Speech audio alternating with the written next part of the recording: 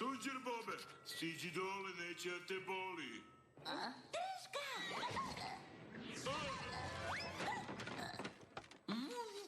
Kao što sam i mislila, ti boluš od teškog oblika ušnog crvitisa. Znaš, kada ti mozak oboli od zarazne pesme, očigledno si inficiran crvom u uhu, a ti imaš unutra jednog groznog... Hajde da ščupamo tu malu mozgopiju. Čekajte, ne možemo tako, oštetiti imamo mozak.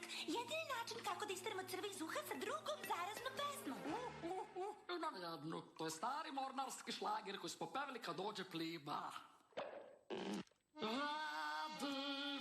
Više, bit ćeš kuti pa nikada nećeš da dobiješ grip, ne crvili od muke ne miru ko kip, kad ti zaprati tu grade čep.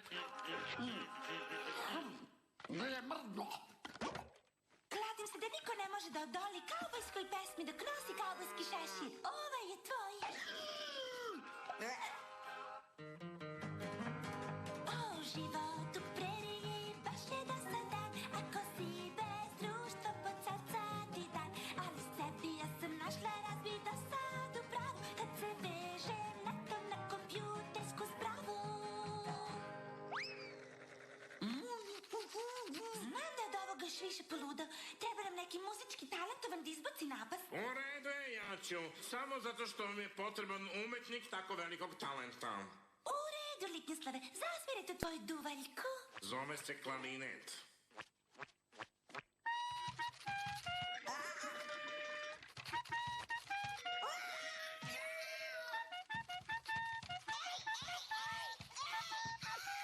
Uspeo si, izbacio si malu pijevicu. Ne mrdaj ortak! Hvala ti, Litnjslave. Nema na čemu, sada me stjaši.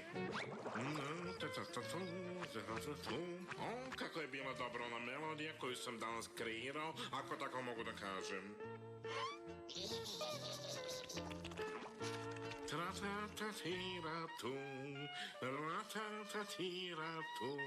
O da, kako je zarazna ta stvar, Lignjice, kako je zarazna.